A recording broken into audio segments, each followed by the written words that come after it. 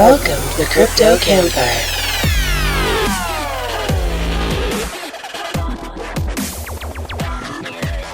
They're Not Wearing Pants, Mitch and the Professor, featuring special guest Michael Nye.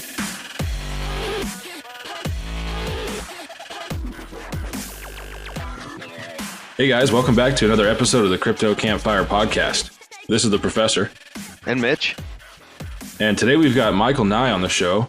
And Michael is the host of the Evolvement Podcast and the co-founder of Titan Ventures, and absolutely relentless in his pursuit of anything and everything crypto related. Before we start talking to Michael, let's head over to the Crypto Gent for the crypto news. Thanks, Professor. Hello, Crypto Campfire listeners, and welcome to another episode of the Cryptocurrency News with the Crypto Gent. Facebook to unveil Libra Association and launch testnet next week. Coinbase custody holds $1.3 billion in assets under custody and expects to hit $2 billion very soon. US residents will lose access to many altcoins on Binance starting in September, and this is causing major disruptions on the crypto Twitter. And Bitcoin worth over $9,200 as top cryptos see wonderful growth. That's been the Cryptocurrency News in a flash with the Crypto Gent. Back to you, Professor. Thanks, Crypto Gent. So, Mitch, first off, before we get started, I kind of want to touch base on what you did yesterday. You were on the street and you were out there kind of talking to strangers and trying to bring adoption. Yeah, it was really cool. We had our podcast recording, and I was fired up from talking to Gandhi, and it just excited me, and so I just had a bug up my ass, and I said, you know what, let me see. So I put a tweet out there, and I said, okay, if I get 5 retweets, I'm going to go into the city of Ann Arbor, close to where I'm at, and just beat the feet, walk the streets and talk to perfect strangers and ask them if they've heard anything about crypto or know about cryptocurrencies. So within not even 5 minutes, I'm getting all these retweets. And Rob is sitting there going, okay, you got 8 now. And I'm like, I'm already doing it, by the time he hit that. So I went to the city of Ann Arbor, walked the street, talked to a few people. There's a lot of rejection out there. But at the same time, if you can talk to just one person and then also realize that even though you just got rejected, that seed's been planted. Now, whether or not it takes a while for it to grow, that person will remember your approach. And in time, as they hear more about cryptocurrencies, will be like, wow, maybe I should have listened to that guy. So, I don't let it discourage me. It is discouraging at times, but, when you're passionate about it and you just keep driving forward, you'll get to that good feeling moment when you have a conversation with somebody. So I really enjoyed doing that yesterday. And I actually had 2 people that I talked to, and it was pretty positive. Yeah, man, you just got to keep pushing. That's it. So, Michael, I know you're a huge proponent of trying to spread adoption, and you're always out there on the street, traveling all over the place, trying to spread the word. What have you found, first off, that's been kind of helpful to you to try and bring the word to the everyday people? That's a good question, man.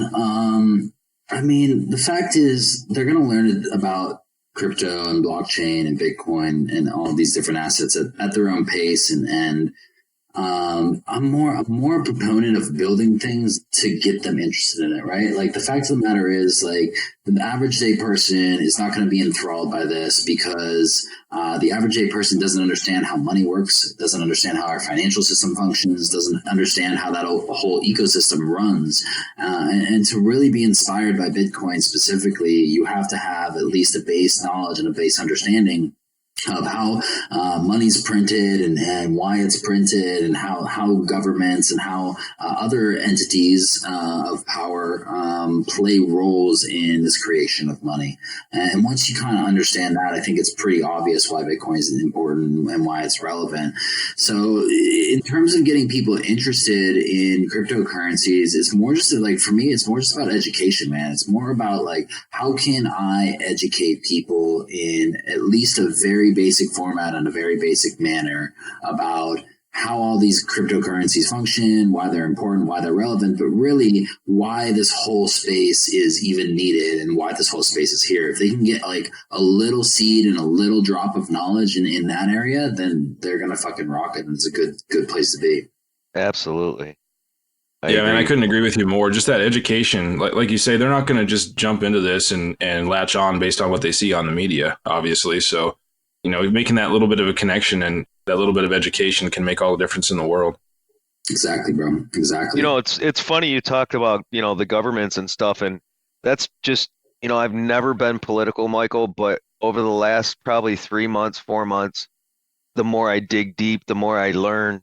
And, over the course of the last year and a half, I've all of a sudden, I'm not into the political side, but I'm into it to a point where it's like, I'm so frustrated with all the governments of the world, the position of them versus the people, and how all of a sudden, a body that was supposed to be governing the people and for the people is now above the people and suppressing the people. And that's where it's like, all of a sudden, I got all this drive to really push this decentralized network.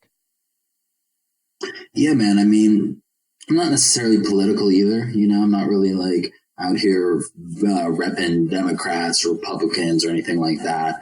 Right. Specifically, but I think that it's more than just politics. It's power structures, and it's understanding the fact that power isn't necessarily like a bad thing, but it's where the power is being held. And if those people that have the power are doing things in a way that's moral, and most of the time, at least in the present time, it isn't really moral. And if you look in the past, a lot of the times when people get a lot of power, they lose their morality and they lose touch with morality in general. So I think it's really an issue of morality above all other things, to be honest. True that. Yeah, that's a really good point. And it kind of ties into like what we were talking about yesterday with Bitcoin Gandhi, where regulation isn't necessarily a bad thing as long as it's done responsibly and implemented properly.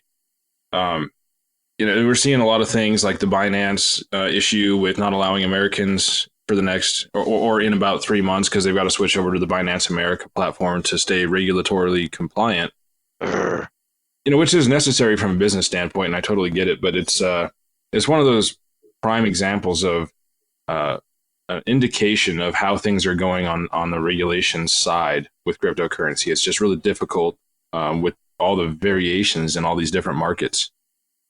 Yeah, I mean, I don't think the regulation thing is I don't think obviously it's not a great thing, but it's not. I don't think it's a horrible thing either. I think everybody who has a basic awareness understood that this is coming, right?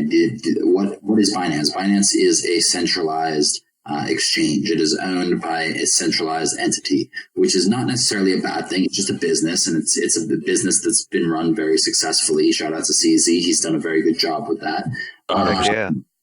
Yeah, and in any centralized business, you're going to protect your assets. You're going to protect your reputation, and the best way to do that is to follow the fucking rules. And sadly, these are the rules that are in place right now. A lot of people may not agree with them. We might argue with them. We might fight over them or whatever, but we really don't have any control over that. And the matter of fact is, these are the rules that are in place. And Binance is specifically following those rules to protect their business as any other good business person would do. It's absolutely necessary. Exactly. And you also got to look like CZ knew this was coming, or else he would not have created their DEX. They might not be a fully decentralized exchange. It's more of a hybrid DEX, which is debatable. Some people think it's a bad thing. Some people think it's a good thing. I think it's a good thing overall. But he saw this coming, and he knew this was coming, so he created a decentralized application or a decentralized exchange, where people can trade without having to do full KYCs. And yeah, you're probably going to need to use like a VPN and other things like that. I don't know if I'm supposed to say that, but yeah, you're going to need to use these kind of things to get around the system if you want to get around the system like that. But yeah, it's just a way of playing the game. And I think CZ's done a good job with it. I agree wholeheartedly. CZ's done an amazing job. And, one of the struggles, I think, Michael, and maybe you'll agree with me, that, seeing stuff on Twitter, seeing little bits and pieces, fragments of information that we get on Twitter, false news that we get on Twitter, even, it's hard to assimilate from one part to another. So my thought was, we're working on trying to get CZ onto our podcast so that people can hear from him right to the point, and we can ask these questions that we're seeing, that we have and that some people have, and, try and expand on what his goal and thought processes are other than just the snippets and the parts we see on Twitter. And I think it's important to have that platform and to use a platform of that type to get it out there verbally, because obviously you feel emotion. You can sense somebody's emotion when they're talking versus type. So what do you think about that? Yeah, of course. There's a lot of people that definitely misperceive things or miscue things based upon a perception that they have of written content versus video content or verbal content. And even all of that changes when you meet someone face to face. It's a completely different experience. Oh, yeah. I'm a huge proponent, and I even wrote a tweet about this like a little while ago. I'm a huge proponent, a huge believer that I've made the commitment to myself that, and I think that everybody should do it, that you shouldn't make a full, complete judgment on another human being until you shake their hand, look them in the eye, sit down with them, have an hour, 2-hour conversation, things like that. So yeah, I believe that. And I think we need to form our own opinions based on our own information instead of running with the crowd. I've had people, oh, you don't want to talk to that guy, he's a jerk, or you really shouldn't retweet that person's stuff. And I'm like, you know what? I'll make my own choices about a person based on my perception, not yours. And I think that's important too. Very much so. I mean, that just comes down, that's just like the basics of being like a decent human being. You know what I mean? Like it's like it's like not even just a decent human being. It's like that's like the basic, like the very basis of having some sort of like self-awareness and social awareness. Is being able to differentiate between your opinion and someone else's opinion, and when you don't have an opinion, formulating one without allowing other people's opinions to kind of miscue your ability to create a perception or an opinion.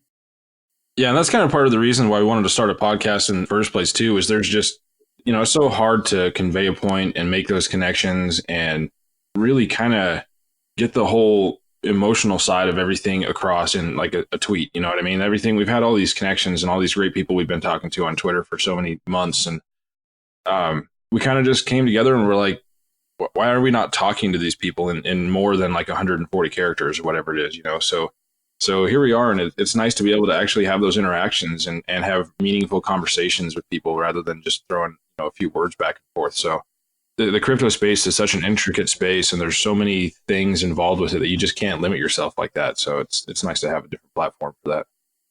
Agreed, man. Yeah, I love running a podcast. You learn so much just from conversations with people, and it's just a fun way to create content. You aren't kidding. And I mean, I've learned a lot just from listening to podcasts. And then after I started, I mean, in the last month and a half, the amount of stuff I've absorbed from the people we've talked to is just incredible. Oh my goodness, it is.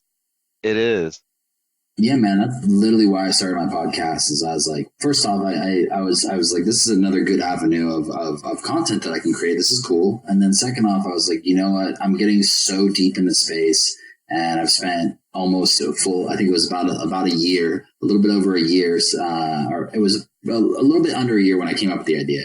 And I was like, I've almost spent a full year like creating content and doing this thing in the crypto space and sharing my opinions online. And I better know what the fuck I'm talking about. And what's the best way to learn? Well, interviewing people that know what the fuck they're talking about. So yeah, man, I get it. We tend to get wrapped up in our own little bubbles, and it's really nice to reach out and get different perspectives on things. Agreed. So let's kind of circle back to traveling and spreading the word and things like that. I know you were recently in Romania. How did that go for you? Dude, Romania was actually pretty cool, man. I did a little mini meetup over there, met a couple guys who are Romanian and living there. Really cool people, interesting environment in Romania. I actually really like Romania a lot. Some of those most beautiful women I've ever seen in my life are in Romania. But besides that, like they had some cool forms of adoption. I didn't get to visit one. I drove past one, but I didn't get to go inside. They have these things called Bitcoin Romania, I think it's called, and they're literally like cafes / Bitcoin banks. So you can like go in, buy coffee, hang out, buy Bitcoin, and Fudge. I don't know the full details of them, but that's what I heard they were all about, and I didn't get a chance to visit. Oh, that That's would be awesome. sick. I would go out of my way to go into one of those places. That would be cool Hell yeah. as heck. Oh, Yeah, man. So do you find that that's kind of more common in other countries versus the US? I mean, I know around here you don't see Bitcoin stuff anywhere except for like in some of the bigger cities, you know. Do you see more crypto awareness material or rather crypto related material in public in other countries on more often, or More than the U.S., yes. Asia's definitely more bullish on cryptocurrencies. Like Korea, for example, is a good example. You know, the first time I landed in Korea, I got on a train, and I was on this train. We started talking to this girl, and this girl's like, "What are you guys here for?" And we're like, "Oh, we're into Bitcoin." And she literally pulled out her mobile wallet and started to show us that she had Bitcoin. You know. Nice. Oh, that's cool. Yeah, super cool stuff like that. And same with Japan. Japan's got big Bitcoin Oh, yeah. advertisements everywhere for their, I think it's like SDM or something. I can't remember this, but it's an Bitcoin exchange, and they have advertisements everywhere for that kind of stuff. It's pretty cool. Well, Asia is the biggest market, right? For cryptocurrencies, if I'm not mistaken. I believe so. They're definitely the most bullish on it and utilizing it the most, my understanding. So tell us, this is your full-time job. This is what you do day in and day out. You travel all over the world. You talk to different people. You go to events. You go to the blockchain shows and stuff. How cool is that? And how did you get to that point? What did you do?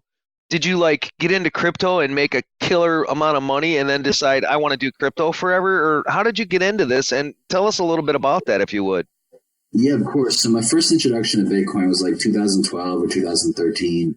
I had just been straight up just bought drugs on the Silk Road with Bitcoin. And we were all in college, we were all fucking around, and that was the only way to get drugs back then. That was via the Silk Road. So that was like my very first introduction to Bitcoin. And then I learned about it a little bit over like 2013, 2014. Didn't really pay heavy attention to it. But then in 2017, my buddy's like, "Yo, I'm getting into crypto. It's really popping. You should check it out." So I did, and I went, checked out crypto, started trading, spent a lot of time trading and learning how to trade, made a decent amount of money, like enough to like pay back all my debt and have a decent amount to live on, but not a ton of money to the extent where I'm just like, okay, I'm chilling. I don't need to do anything. You know what I mean?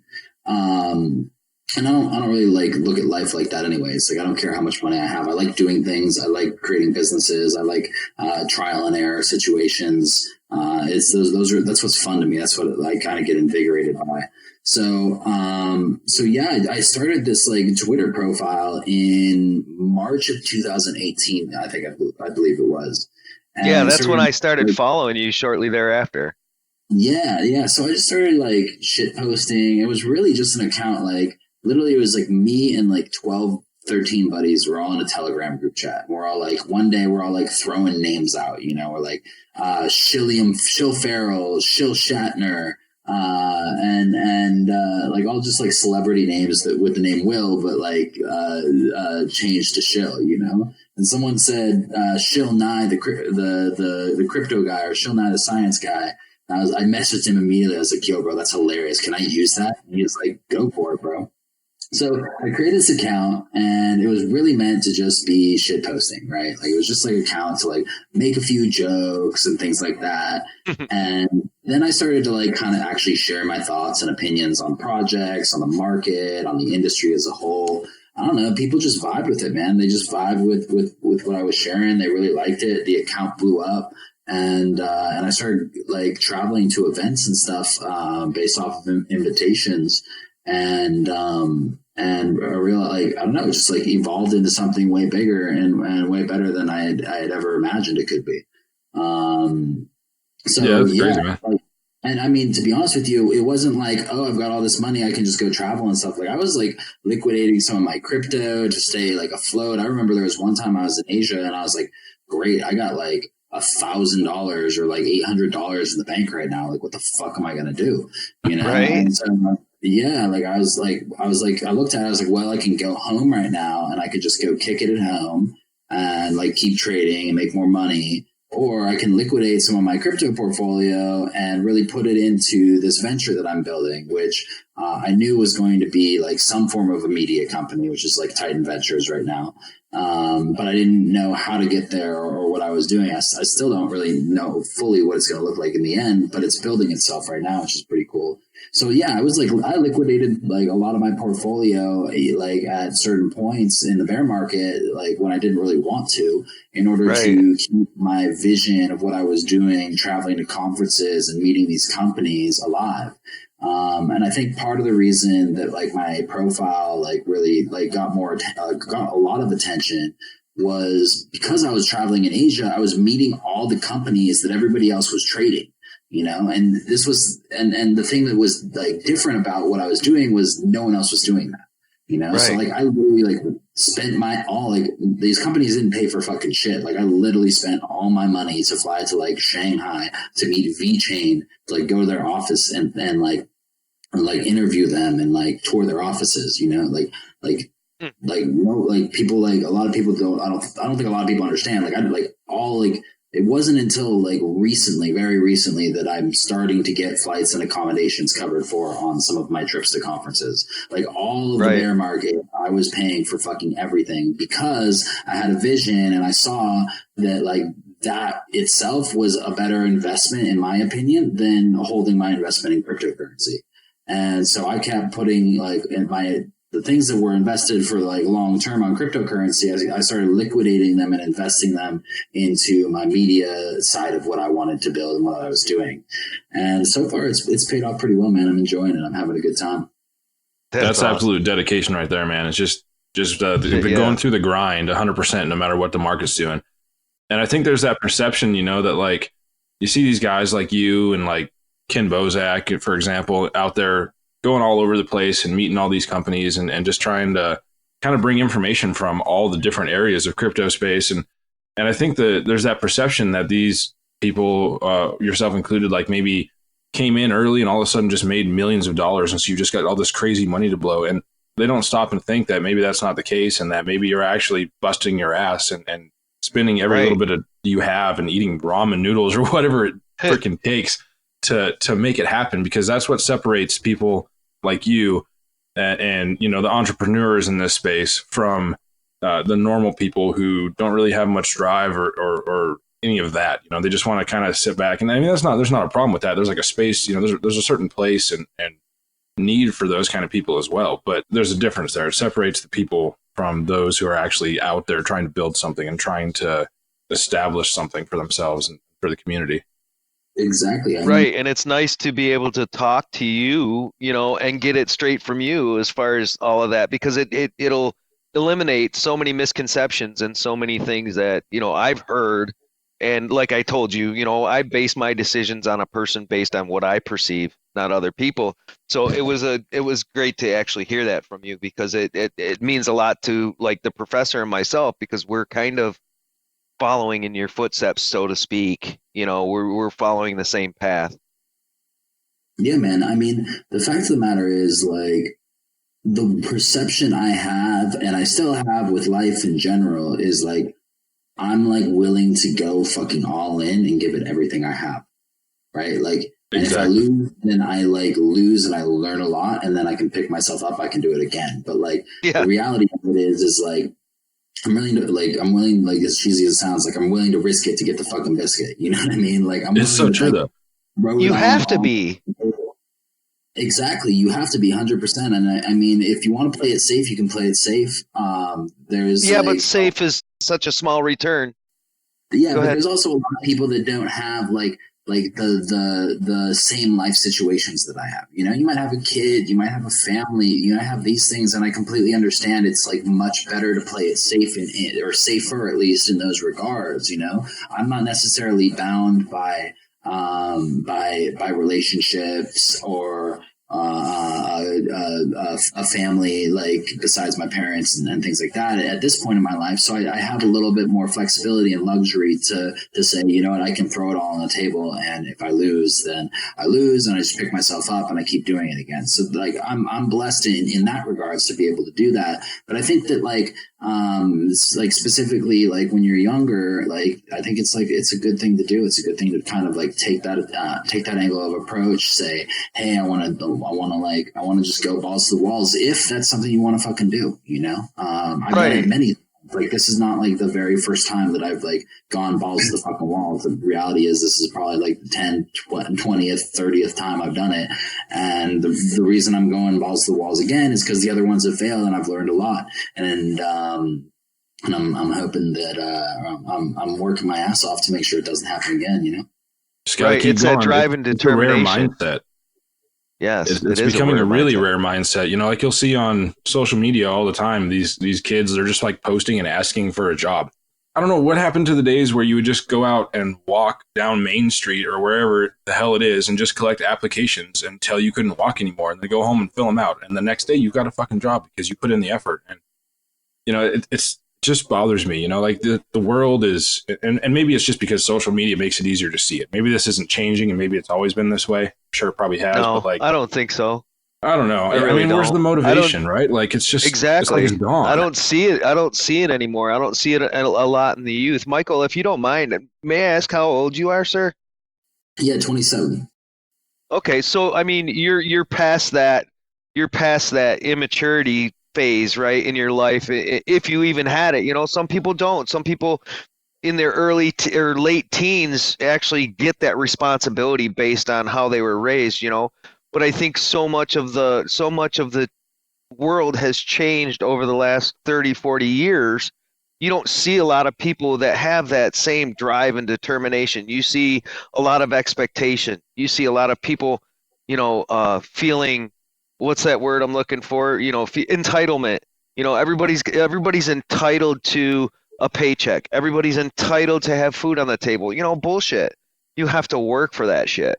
And so many people don't. And that's what I envy about you, you know, to see that and to hear that about you. And we've talked about that in the past, the professor and I on the show. You know, it's about drive and determination and passion. And if you truly love something, you'll succeed. You might fail a couple of times along the way, but to jump over that hurdle and then finally just give it everything and keep giving it everything, you will succeed. Yeah, I mean, even if you don't, you pick yourself back up and you try again. You know what I mean? Like, matter of fact is there's tons of businesses that I've given it my all at and pushed very hard at and did not succeed. You know, it's not a given. It's not a guarantee. But if you're like, you just like, I'm willing to risk it. I'm willing to lose it all, like pretty much at any point. You know what I mean? Like, I understand that everything I have right now in terms of what I built, like I might wake up tomorrow and it might not be there.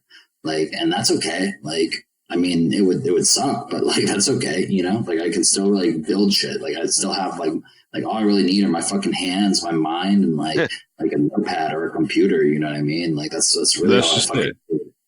Yeah. I mean, even if you lose everything, you've still got that knowledge that you've gained and the friendships that you've built and the experiences that you've had. And the time left in life to build it back. You know, us old guys, that's a little bit more challenging, you know? So, you know, as far as risk, yeah, I'm willing to risk a lot, but can I risk everything? Probably not everything, just because I don't have enough time left in my life, I feel, to be able to get that back, you know? But definitely risk the lion's share. I mean, my kids are grown, graduated from college. My family's, you know, established and all of that. So yeah, it's now it's my turn. It's time for Daddy to get up and enjoy life and to push for something that he's passionate about. And I'm really doing just that, you know?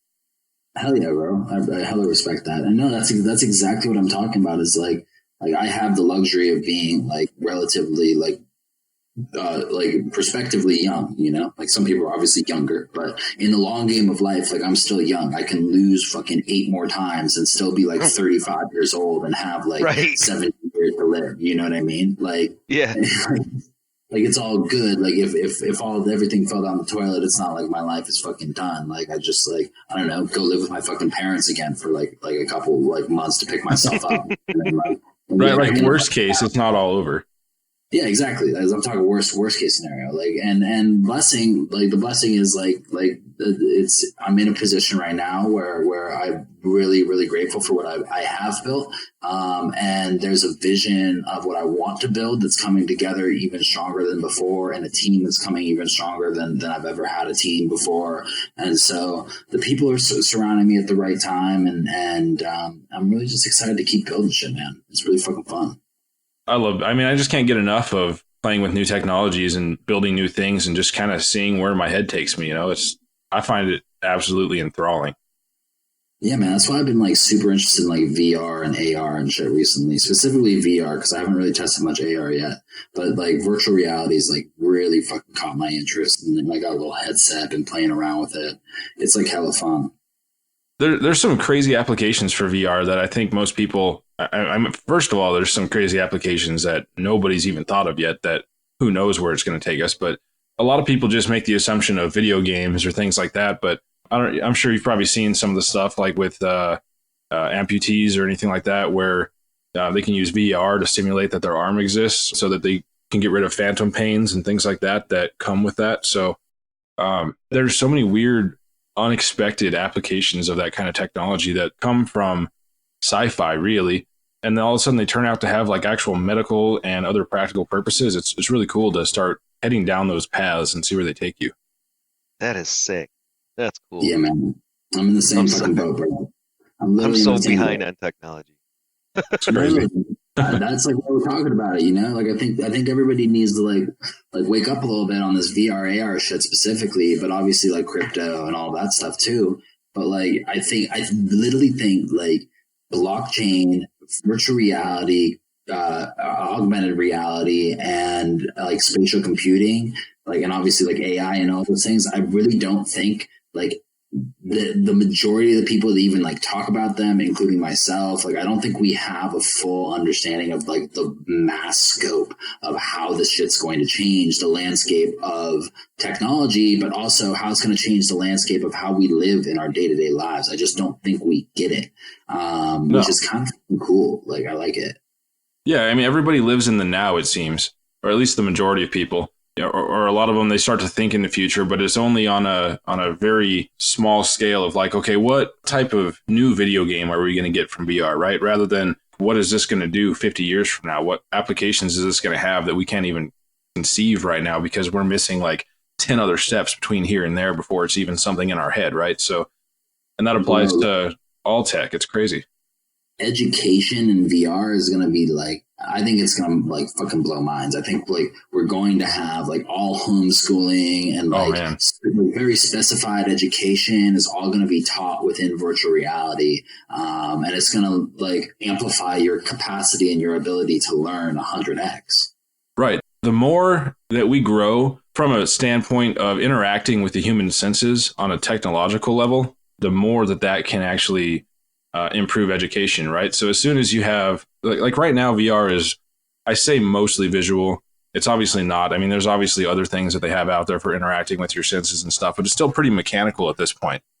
So once we get to the point where we can harness whatever it requires to stimulate senses with technology, suddenly then it opens up a whole new world of education, right? So you can just sit there and fully immerse yourself in an experience that's nothing even close to what traditional education offers. And, you know, like we say, knowledge is everything. And as soon as you have an ability to acquire that faster or more effectively or any of the above, then you just start to grow exponentially. And it's crazy. I can't wait to see where things go from here. Exactly. Me too, bro. Me too. It's going to be sick. So speaking of knowledge and experiences and that kind of stuff, what is the most interesting experience you've ever had in the crypto space, whether it's something that you've done traveling or something you've experienced online? What's that one thing that stands out for you? Damn, that's a good question. I don't know, man. That's a really hard question. I can't really think of like one specific thing. I think that like traveling in general is what stands out to me. You know, the first couple times in Asia were just like mind blowing in terms of seeing how the like Asian community is interested in cryptocurrency, seeing how it's different from the U.S. community, and now I'm in Europe right now, so I'm learning more about the European community. It's really, really interesting to see how all of them kind of play a role together. Just that awakening as a whole, really, right? Yeah, exactly. Well, it's like each of them have their different. Each of them have their different. The different ways that they interact with their community, right? They have different communities. They have different ways they interact with cryptocurrency. They have different ways they utilize crypto. They have different ways they think about crypto.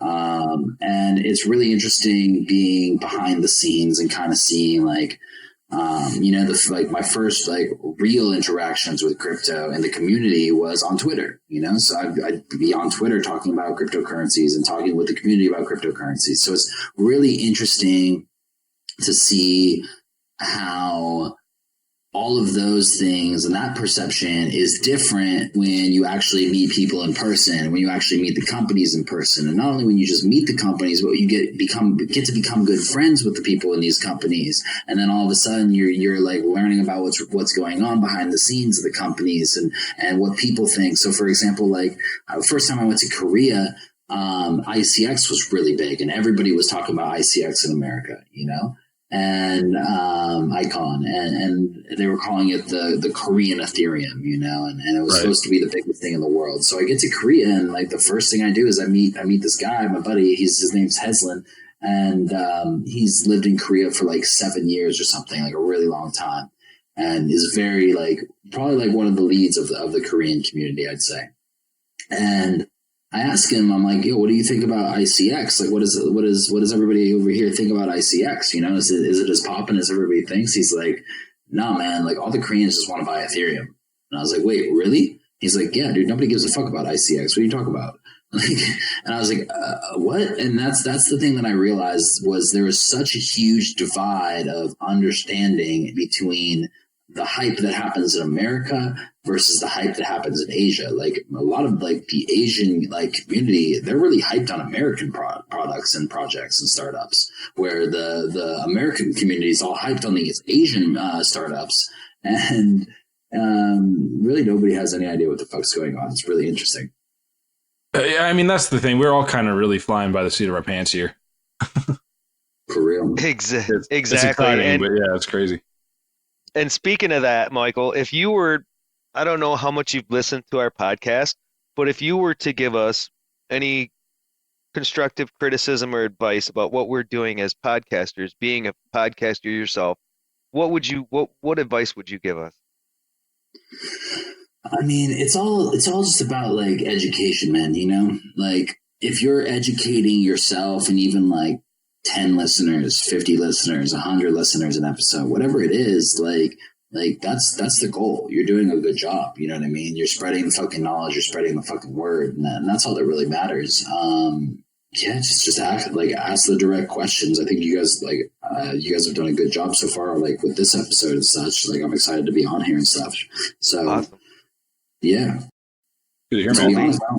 I'm going to be honest, I don't really listen to a lot of crypto podcasts, so it's nothing against you guys at all. I just have not been listening to podcasts specifically.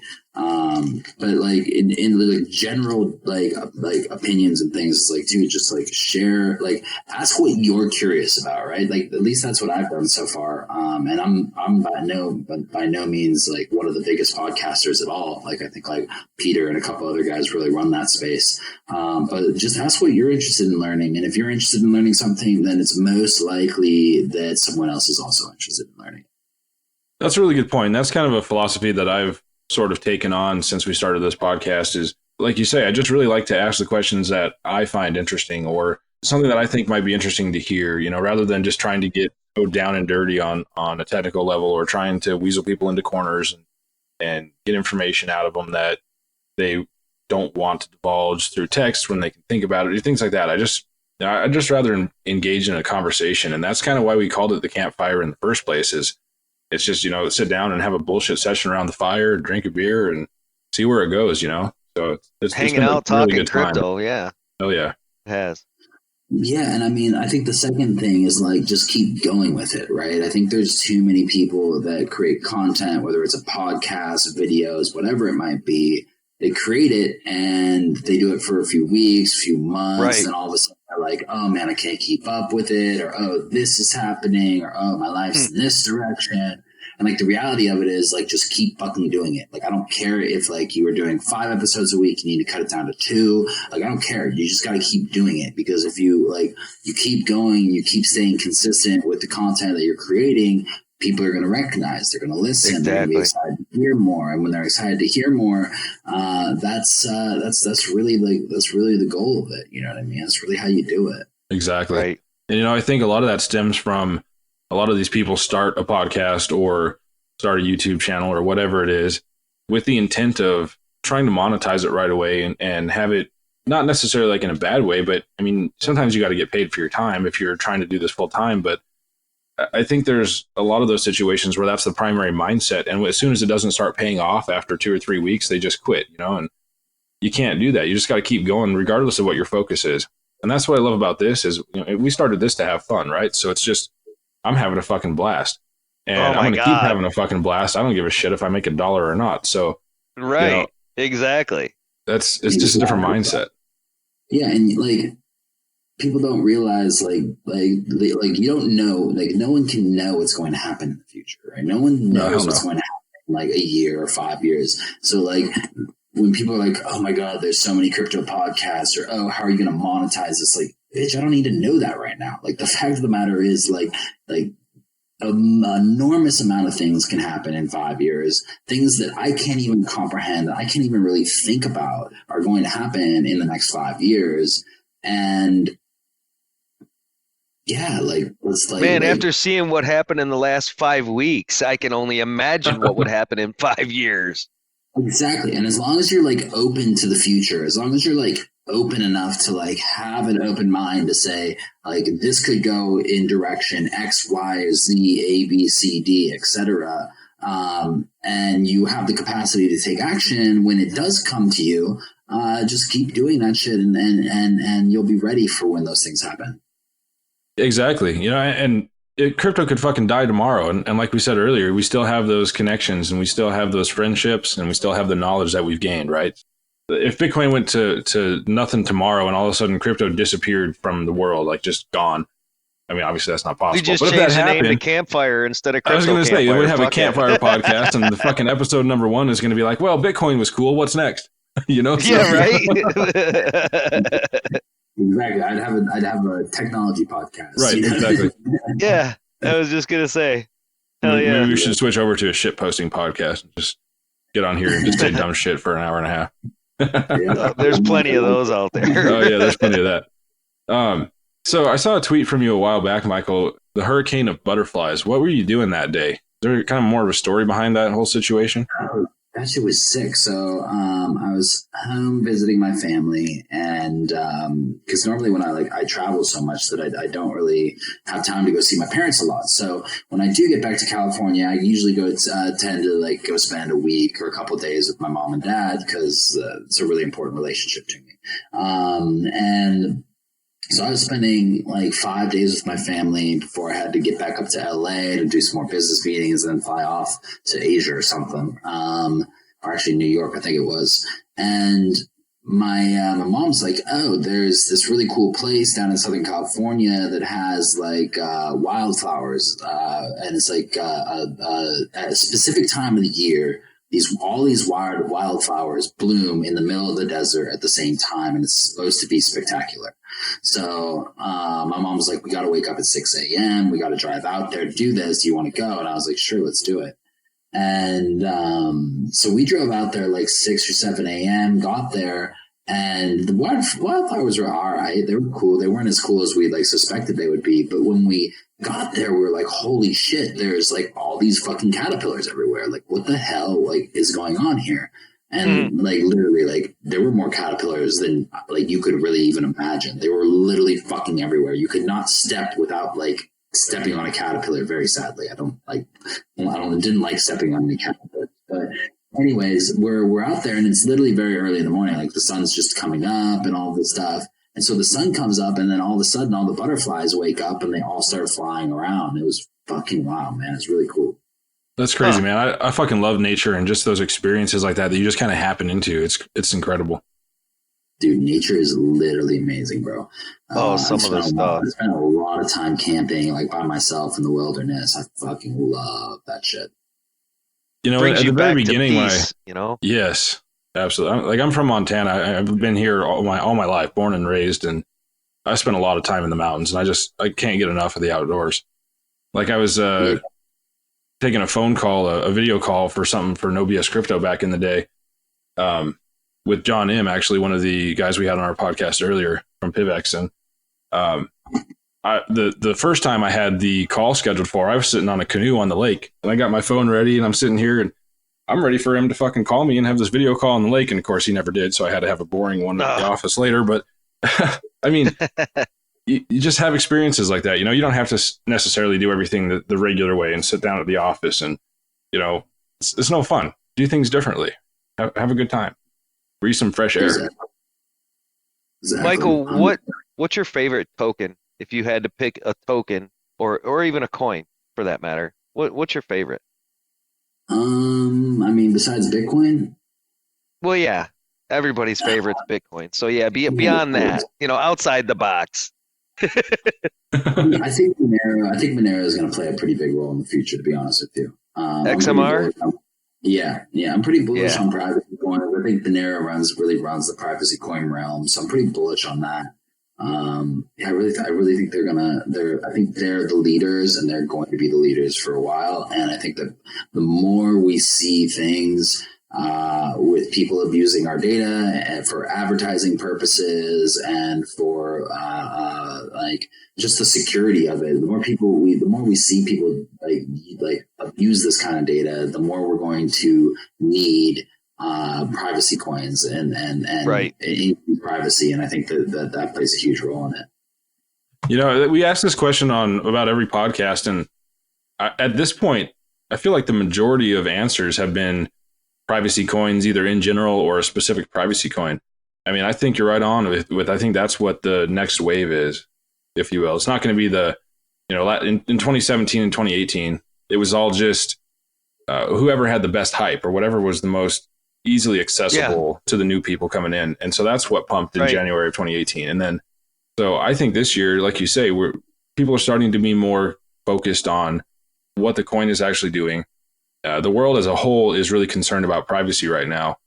And Monero, as a prime example, and a couple other privacy coins are really doing a good job at trying to find ways to implement these things. So I'm kind of looking forward to where this goes the next couple of years. Me too. I'm excited to see it. Hell yeah. And we've got, speaking of privacy coins, we've got Justin Vendetta coming on the podcast later this, early July, I guess, you know, the founder of Verge. So that's going to be exciting. What are your opinions on XVG? I know a lot of people kind of hate it and a lot of people love it. It's one of those things. I mean, I'm not going to say I know a shit ton about it. You know, I've never like dove in and read the full white paper or done anything like that. But from like the community's reaction to it and from people who are much more intelligent than me in terms of reading code and things like that, I have not heard good things. But yeah, I don't know. I don't really like tend to shit on things until I've like actually done my own due diligence. I just haven't had enough inspiration or really care to really dive super deep into it. And there again, you know, having him on the show is going to be huge for that clarification too, right? And to be quite honest, that's kind of why I asked him on the show in the first place. Is like I've also never really read into the full white paper or any of the, you know, super technical details on Verge. I've never really been a fan of it per se, and we've kind of talked about this before, but I owned it a little bit. I kind of caught in on the pump in December of 2017 and made a few bucks on it, but really that's like the extent of my involvement with XVG. I've never actually used it to send a transaction, so I really don't have a clue how it works. And so yeah, I was just kind of looking to get more perspective on it, and it'll be interesting to see what he's got to say, and maybe in the future actually dig a little deeper into the tech side of it and form my own opinion there. It should be a good interview, man. Definitely. It's going to be exciting one way or the other. So, yeah. So as far as privacy coins go, other than Monero, do you have any others that are up and coming that you're interested in? Something that maybe doesn't have a working product yet, but have you seen anything out there that looks exciting to you that maybe we should look out for? I've been interested in Ergo recently. I don't know if you guys are familiar with Ergo. they're connected with Blocko, which is a huge Asian blockchain company with connections to major companies like Hyundai and Samsung and other companies like that. And I'm interested to see really where they play out and how all that stuff works. Nice. I'll have to check it out. So, Michael, what's your opinion on garden gnomes? Garden gnome. I'm bullish on garden gnomes. They add a little class into any home structure. Nice. I love it. So I don't know if you slowed down during the bear market with your tweets as much, I would say, since November, or Twitter's just being selective on what it lets me see. But I haven't seen, up until recently, I would say the last month and a half to 2.5 months, I haven't seen a lot from you. Do you have a favorite Twitter follow that you actually follow, or do you prefer to try and take the lead, so to speak? I follow like a couple of my buddies, you know what I mean? Like Crypto Dog's a good friend, and my buddy Crypto Nico Z is my business partner and a good friend. He does a lot of good trades and stuff like that. Nice. But I usually just get on Twitter to tweet, man. Right, there's a lot of noise in the space, and on the following side, if you start following a bunch of people, it gets really hard. And the one thing that I've always noticed is your engagement levels are off the charts, right? You tweet something and there's people all over and you're right there engaging with them. So, I think that probably absorbs a shit ton of your time. So it's kind of hard to be out there following everybody when you're already interacting with your own followers. So I try to engage with as many people as possible. It's gotten to the point now where like I literally cannot do it with everyone else. No, you can't. Or else I'd literally just be on Twitter all day, every day. But yeah, I try to keep the engagement up with people as much as possible, man. It's an important thing, and I love that. That being said, I was like, I got mad props for you, bro, because I have followed you for so long. So don't take that the wrong way. But I felt when you actually responded to that tweet and about coming on the podcast, I thought that was just the coolest thing. And I felt for a second, how you, and I'm sure you've had this feeling along the way when you see people that you respect, or you have people that you respect, and when they actually, for the first time, fully respond to you, you almost get like goosebumps, like, oh my God, like a teenager going to a college, going to a concert and seeing their favorite rock star, and the guy actually gives you an autograph. You're like, oh my God, this is so cool. So I kind of felt that way when you accepted our invitation for the podcast. So I want to say thank you for that. That was awesome.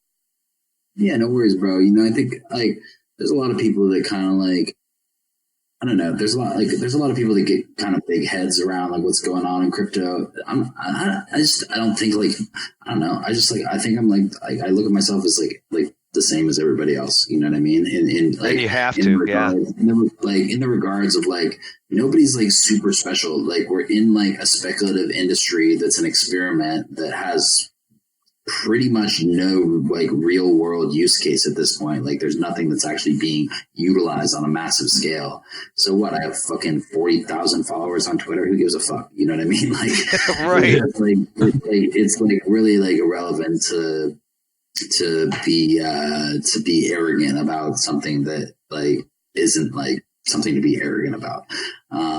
So I don't know, man. I'm glad I just saw it. I saw it in my notifications. I was like, all right, fuck yeah. Like, you guys want to do like a podcast? I'm down. Let's do it. Why not? Right. Well, it's like, when you're talking about arrogance, there's something to be said about maintaining a level of humility and remembering where you came from. Everybody, I don't care how great in stature you are, how high in the world you think you've become. If you lose sight of your roots and who you really were in the beginning, I think you've lost sight with you've lost touch with your own self. Okay. And you're living in some fantasy that's just not real, because at the end of the day, you put your pants on the same way we do, one leg at a time, and you go to the bathroom and wipe your ass the same way we do. So, you cannot, I don't care how big you get, ever put yourself that much above another person, regardless. Mitch, I don't know what you're talking about, but I hop into my pants 2 legs at a time. And I have a servant Whatever. that wipes my ass for me. Of course, you fucking wiggle your nose and they just jump on you, man, That's right? I exactly mean, it. Mr. Tech Whiz, you probably got a little robot that comes and puts them fucking on for you. I mean, Are you watching my personal webcam again? Michael, this show has been amazing. Thank you so much for coming on, bro. This was a great day. I just, I can't wait to actually listen to this one myself. You know, it's tough sometimes when we're doing the podcast. You don't really get to feel the interaction with the guest because you're focused on, okay, what's our next question going to be, blah, blah, blah. So, you know, I always tend to listen to them as soon as they come out and actually absorb the whole podcast. So I want to extend that, you know, special thank you to coming on the show. Really was a great time, and I'd love to do it again in the future. Hell yes, man. This was a blast. I appreciate it. Definitely. Absolutely. Well, maybe we'll catch up with you at a conference or something at some point, too. We're going to be doing a live podcast at Crypto Invest Summit. We had Alon on the show. Yes. I know you've met Alon Gorn before, had a podcast with him at least. And we're going to have a live podcast on the expo stage this October. So if you're there, we'll catch you there for sure. Hell yeah, I'm sure I'll be there. Fucking good friends with Alon. He's got a lot of cool stuff going on. He's a cool guy, Nice. man. He's a fucking brilliant man. That's for sure. For real. Cool, man. Well, it's Heck been yeah. good having you on the show. I can't wait till round 2, man. I appreciate it, guys. Right Yeah, good on. night, Take man. care, buddy. All right, peace. Well, that was awesome. Man, I'm so glad Michael accepted our invitation to the show. You know, it was kind of a long shot, at least we thought so, but he's such a fucking cool guy, and he's always he never quits, man. He just keeps going. And It's down to earth, man, and that's why he fits in. You know, that's why he clicks with us, I think. Exactly. I seriously dig his enthusiasm, and I can't wait until we can start traveling like he does and meeting new people face to face. And fuck, it's so cool. I'm excited. Right? Man. Oh, I'm so stoked. And, you know, like he said, you know, unless you really grab hold of your nuts and just go for it and do it, it'll never happen. You know, Nope, you you just got to gotta make jump in it and go. happen. Yes, you have to make it happen as an individual. You have to put forth the effort. It's not going to just come to you. You have to go get it. Period. Exactly. End of And like story. you said, you can't quit. So guys, we're not going anywhere. You can't. We're, Right. Like I You said, might if pull this back becomes a for a Campfire day. podcast, whatever. Right. And you might pull back for a day and, you know, absorb a hit you might have just took. But then, you know, the next day you're like, yep, let's do it again. Yep. No, come just on, come on. recuperate and start Monday, kicking come ass at me, again. bitch. I'm ready. Come at me. Right? Come at me. Exactly. Okay, guys, this was a great day. I you know, it's Father's Day, so I know you're going to hear this on, you know, not Father's Day, but I want to extend a warm Father's Day to all of you listening to this podcast, belated as it may be. You guys have a great day. I hope your day with your families was amazing. We really appreciate you coming on the show. Hell yes, man. It was just such a good time. This was an awesome weekend. I can't fucking wait until whatever's next, man. Right on. Right on. So you guys have a great day.